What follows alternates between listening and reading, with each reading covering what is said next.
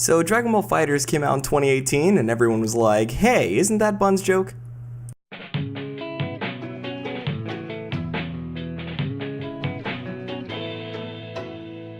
So, Dragon Ball games in general have been a bit, hit or miss over the years, and even the best Dragon Ball games have been criticized as being highly flawed fighters. So when I heard that Arc System Works, the gods of the FGC themselves, were going to make a traditional 2D Dragon Ball fighting game with deep mechanics and accessibility for newcomers, trust me, I was hyped.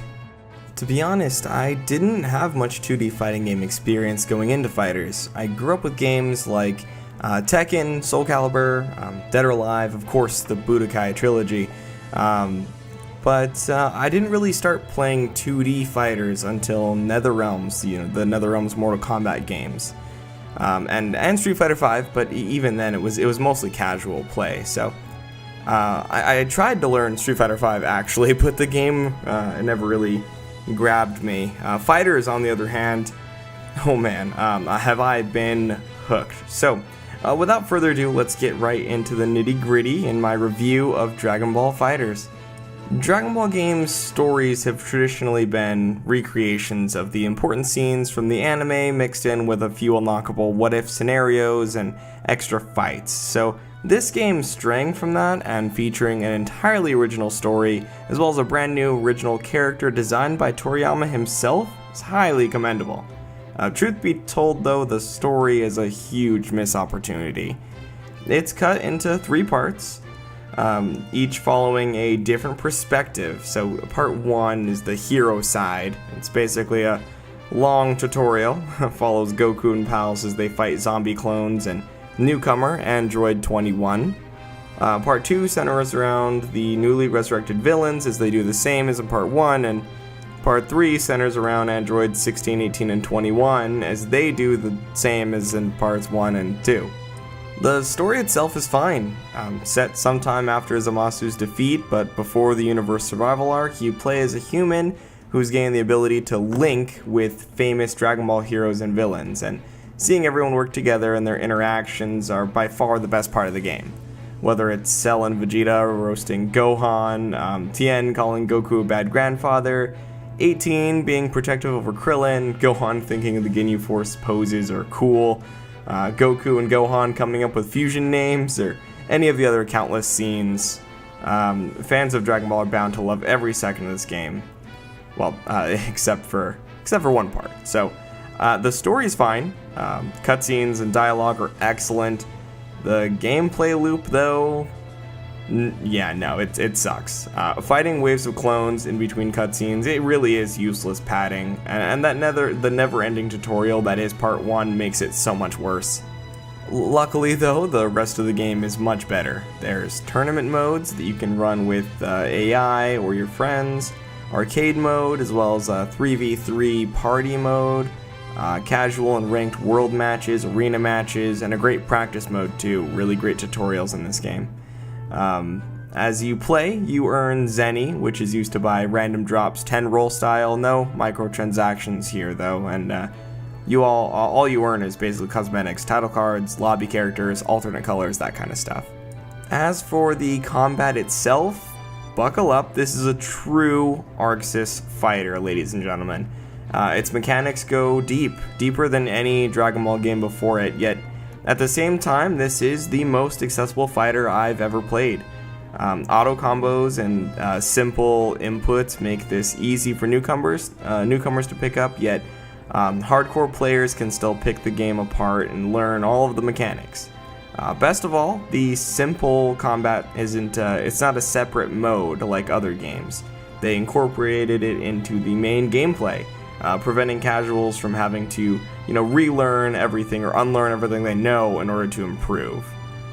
The game also looks and sounds amazing. The visuals and sounds are anime accurate. The soundtrack is amazing, and it's just so detailed it hurts.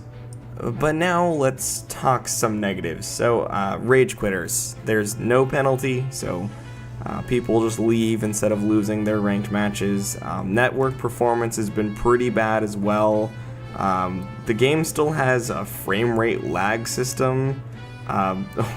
What is this, 2010? And the roster, the DLC was leaked, and there are just some definite questionable choices. All the characters are unique and serve a purpose, but there are definitely some notable absences from the cast. For example, this is one of the only Dragon Ball games in history that doesn't have Hercule or Mr. Satan as a playable character. That's just nuts. Overall, though, the game is great, and aside from a few missteps, it's executed its vision flawlessly. This is, without a doubt, the best Dragon Ball game ever made, and it easily earns a solid 9 out of 10. In spite of some of its shortcomings, this is absolutely one of my favorite games of the year so far, and I can't wait to see where this game goes in the future with even more patches and DLC releases. Season 2 has been leaked, so hopefully they are going to bring in more characters that can start filling those gaps.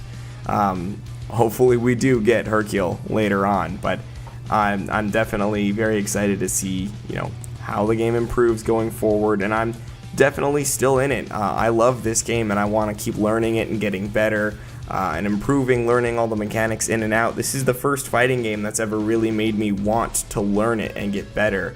I've tried in the past with other fighting games, but this is the first one that's, kept me around this long. It's been 4 months since this game came out, and I'm still playing it almost every night, running, going into the practice mode to learn new combos, watching YouTube videos, tutorials online, watching my replays to see what mistakes I'm making, asking my friends to play with me and critique me on the way I play. I'm getting into this game, and I'm very impressed it was able to do that. I'm also impressed I was able to have just this much fun with it in such a serious kind of way, and how they were able to incorporate the casual gameplay that Dragon Ball fans are going to want versus the hardcore play that the fighting game community is going to want. They merged it really well, and I'm very impressed at the way they were able to do that.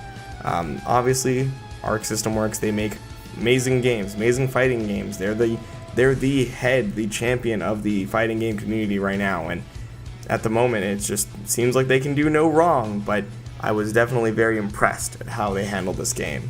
That being said, though, let me know what you guys think down below. Are you guys still playing FighterZ? Looking forward to the DLC?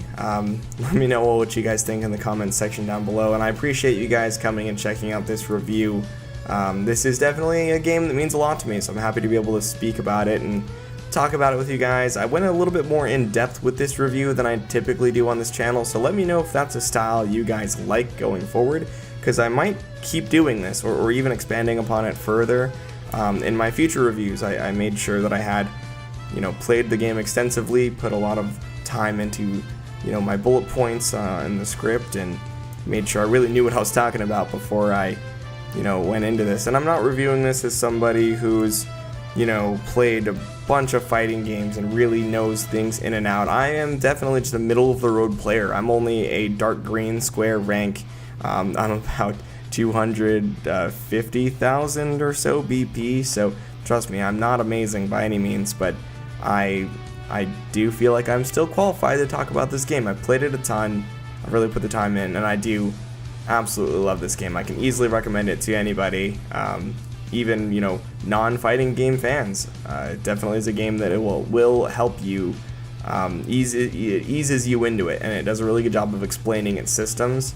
And then you can easily, learn from there on your own, or go on YouTube and find all kinds of things out. It's really nice to experiment in this game, and it's a ton of fun. Good to see good super representation too, although, to be honest, that's one of my complaints about the DLC is they're missing some really obvious characters that are in Super that should be in the game. I mean, Jiren, Caulifla, that kind of stuff, but that's a topic for another day. You guys stay classy. I'll see you in the next one.